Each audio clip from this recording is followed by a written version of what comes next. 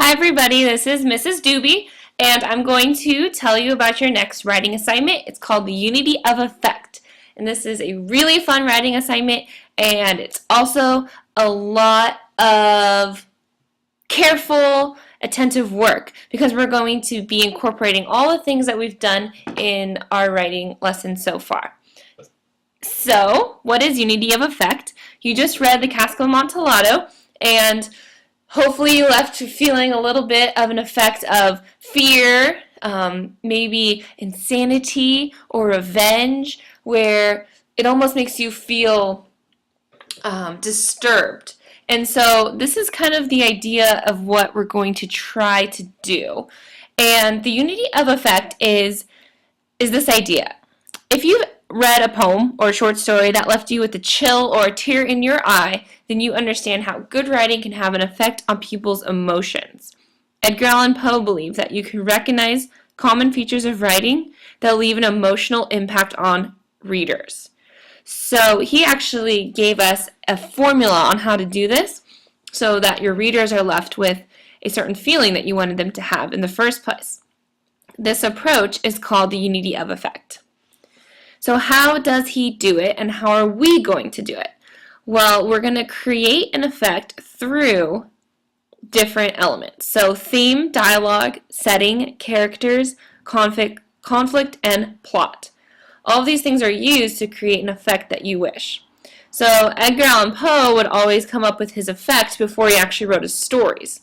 And usually his effect, what he's famous for, is the effect of fear or disturbance or revenge. And so he thinks of his setting based on his effect. He thinks of his characters based on his effect.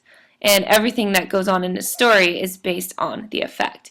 Even what people are saying to each other, the dialogue, is based on his effect.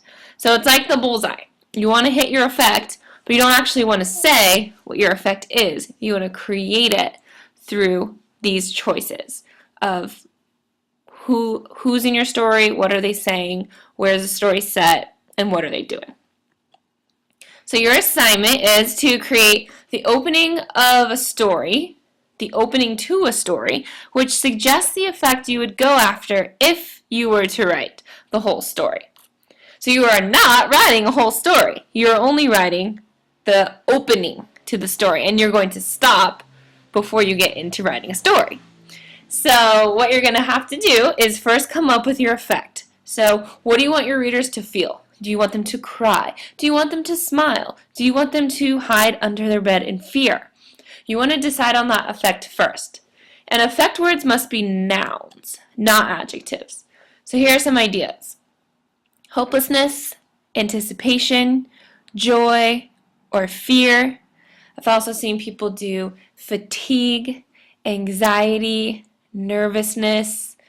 Think of any of the abstract nouns that we practiced. Love, peace, gratitude. All of these things are nouns, and you want your effect to be a noun. Then consider the words you're going to use to connote this feeling.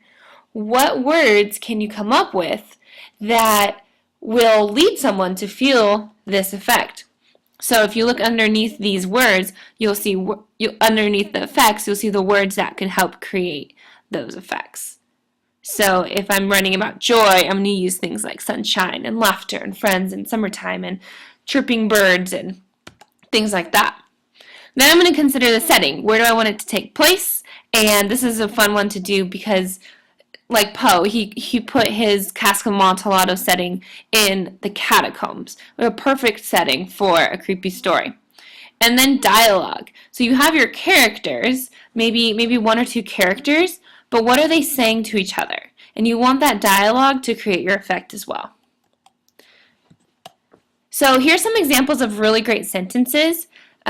The first one, he groggily trudged towards his bathroom, fighting the temptation to yawn and crawl back into his comfortable bed. So this effect is exhaustion. So I'm creating it through my details. You can read the rest of these. That's on your little sheet of directions.